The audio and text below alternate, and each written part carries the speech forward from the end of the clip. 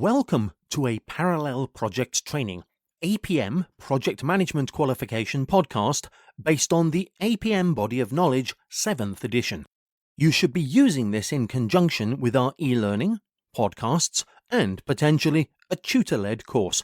For more information, please visit www.parallelprojecttraining.com. Okay, welcome to another Parallel Project Training podcast. This is based on the Body of Knowledge 7th edition. My name is Michelle Greaves and I'm here with John today. So hello, John Bolton. Hello, everybody. And we're going to talk to you about information management. So the concept of information management. And we're going to cover what's in an information management system and some factors that would typically be reported on to help ensure successful project outcomes. So that's kind of our topics today. So if we start with information, John, what do you think of with information management? What is it? Well, information management is the management of information. That helps, doesn't it? Yeah. Answer a question with a question. Exactly. Yeah. Well, these days we think about information as being kind of Word documents or Excel spreadsheets or all that sort of thing. But information can also be CCTV, it can be video, it can be genetics, it can be blood samples, it can be all sorts of things. So I think we kind of run away with the idea that information is this nicely constrained, manageable, quantitative piece of thing that we can put our hands on. It's not always. I think it's far more diverse than that. And when project managers running projects, it can be quite easy to forget about some of that. They kind of overdose on the archiving the emails and things like that. But actually, there's lots of places this stuff can be accumulated. And the important thing is there's the bits that help you run the project. So there's the information that you need to assemble and to accumulate in order to run the project properly, like specifications and timesheets and project management plans and all that stuff, the sort of miasma. But there's also the kind of retained knowledge, the retained information that we pass on to other generations of project managers. And the two are connected, but they're not. They're very different beasts, really.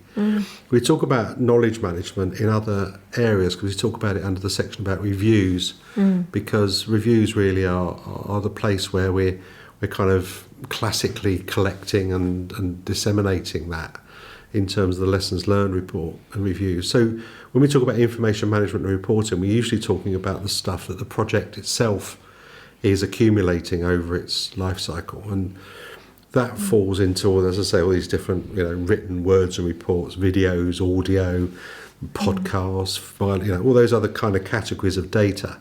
And the project manager needs to kind of have a plan. So they generally write an information management plan. It sounds a bit grand, and actually I think it is, and in real life I think it probably falls under the same category as a communication plan, stakeholder management plan, configuration management plan. They're all probably the same thing. And you kind of adapt it. Might all be the same document with acknowledgements to each of those in it. I'm not going to write 4 different plans to manage those. Me you neither. just have it. Life's too short. So I think your information management plan is something that you kind of need to think about. You need to make sure it's covered. If you need a separate plan, then fine, happy days, write one. If not, kind of just use other characteristics or other bits and pieces that you've got already in the project, like configuration management. There's a big overlap between configuration management and information management. We also hear the words of document management quite a lot as well now. So it's about understanding how you're going to do that, how you're going to keep all that information ready to hand and accessible. But also these days we're not allowed to really keep it longer than we need it. Yeah. And that's why we need a kind of a system or a process to help support us. But I think lots of people, when they're approaching something like the APM PMQ exam, tend to get a bit apprehensive when you're asked about an information management system or an information management process. And to me, it all it is in essence is, what information are we going to get in? How are we going to store it? Who are we going to send it out to? So how are we going to report it? And then what do we do with it at the end? How long do we keep it for? As you were just saying, we can't keep everything for an indefinite period of time. So that kind of leads us into this sort of system or process. So could you talk us through the information management system? Well, I think there's two aspects to this as well. I mean, you've got what's called solicited information, which is stuff you either ask for or expect. And then you get unsolicited information, stuff you didn't ask for and don't expect. Yeah. And you can quite often get unsolicited information from lots of different places, especially you've got suppliers or team members, or you get bits and pieces and newspaper cuttings or reports from somebody else, or someone will come in and go, someone's just done a report on X, Y and Z, can you have a look at that and see if our plans need amending or something? Or new regulations that you didn't even know existed all of a sudden appear on your desk. So there's stuff that we know about that we can manage realistically, but there's also, you need a sort of catch-all to manage the stuff that you didn't expect, because it's a bit naive of us to expect everybody to conform to our procedures and our processes. So whilst we can be whiter than white, you've got to try and make allowances for stuff that's coming in under the radar. But generally speaking, like you said, you need some regime for where you're going to store this information. They talk about information curation, which is a slightly odd phrase. I don't know quite. Yes. I think what they've tried to do is try and kind of wrap up lots of different principles under one heading to simplify it, but they've introduced a fairly arcane term in my opinion. But anyway, I mean, the Oxford English Dictionary defines curation as the supervision of a museum or gallery or the like by a curator, the work of storing and preserving exhibits. Don't think we really have exhibits in projects, do we? I don't think we do. I don't think that's the sort of curation they mean. They're eager for the project manager to make sure they've got some way of indexing stuff, and thereby, cataloguing it, and thereby being able to refer to it if they need to, and prune it if they don't. So it's a bit more linked to your configuration management in a way, isn't it? Well, it's starting to sound awfully like a configuration management podcast, because it's talking about categorization, it's talking about retention periods, it's talking about version control, it's talking about, product identification, that sort of thing. So, yeah, I in a lot of ways, I do wonder about whether these two should be separate. But we talk about information curation, we talk about information dissemination, which is a rather fancy name for reporting. Yep. Information archiving, which is taking it offline, basically. I don't think anyone archives anymore. I mean, in the old days when data space was, $1 billion a gigabyte, we had to worry about these sorts of things. But now, I'm not sure how much archiving people do. We used to do archiving. I worked on a few projects that was involving personal data. So what they do is they'd have to store it for a couple of years, so for about 3 years, before it was then formally destroyed. So one of my wondrous sort of summer jobs back in the day was going through and slimming down documentation for scanning, and then the scanned copies were archived before then the actual CDs were all shredded. So there's some level of that, but you're right that if things are stored electronically, it's effectively kept in its current form until we destroy it. I completely understand the need for retention policies and destruction policies. I completely understand that. Yeah. I'm just not quite sure I understand the interim step of its archiving. The age of the archivist is like, if you're talking about a museum, you're talking about artifacts, that's fine. If you're talking about data and, you probably archive previous versions of plans, drawings. Would you say you do that? And well, again, you're in danger of sort of straying into the configuration management arena. So you can tell my favourite topic, can't you? Configuration management.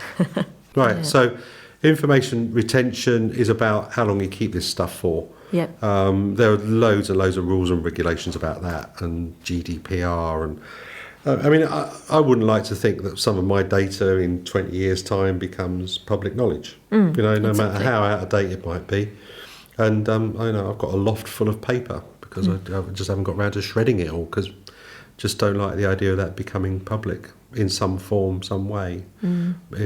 So anyway, we're all different, and that might different people will react to that in different ways. But I think from a project point of view, getting back to the specificity of that, you need to just make sure that you're not keeping stuff longer than you need to, that it's all reasonable and you can account for it. And if you are covered by things like the Freedom of Information Act or GDPR, and you are keeping personal, especially sensitive data, which project managers might not even think about, but if they are doing a new payroll system or something like that, they could easily, hoover up some potentially sensitive data without even realising it. Yeah. They're given a CD from the HR department of all the names and addresses, and all of a sudden, it's like the recent release of all the names and addresses for the honours list, 2019 honours list. Someone's just not even thought about it, put it into a system somewhere and uploaded it, and Bob's your uncle. So, yeah, there was a big warning sign there for project managers that don't pay proper attention to all this sort of stuff. Yeah. So I think, in terms of the assessment criteria, the process is quite clear. You have to talk about collection, storage, curation, dissemination, archiving and destruction, which I think are reasonably well described. I think if you're going to ask a question on that, it wouldn't be terribly difficult to sort of drum up an answer. When you're talking about things that sort of people record, that typically record on a project, I mean, the example I always use is of things like timesheets. The time that people have done on the job, because that has a real bearing on costs and time and progress and everything else. So collecting those timesheets and recording that data is sort of pseudo-personal, I suppose, but it's progress data for the project. You just use that data. And so it's important that it's verifiable. It's important that you can vouch for where it came from. So you can demonstrate this sort of audit trail back through the various iterations of this stuff to make sure that that the decision you're making based on that information are sound. So if someone comes along and says to you, why is your cost performance index 1.3, you can sort of go back and say, well, here's all the timesheets. So the other things you measure, I mean, project managers measure things almost infinitely. There's a vast array of stuff.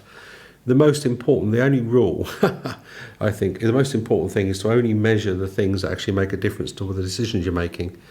So if you're measuring information on, whether it's been raining or not, that's irrelevant in a lot of senses, but it might not be if you're doing a project on flood relief.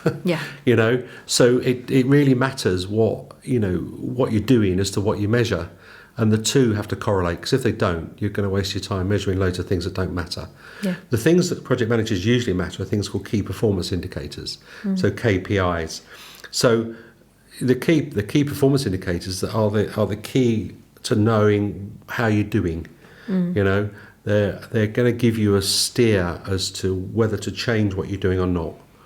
So the example I always use is installing seats in a stadium. If you've got a new stadium and it's got 100,000 seats and you've got 10 weeks to do it, you've got to go do 10,000 a week. If in the first week you've done 8,000, you record that information and you go, right, I mean, speed up a bit. If you've done 12,000, you go, oh, so I'll slow down a bit. Maybe you won't, but you could.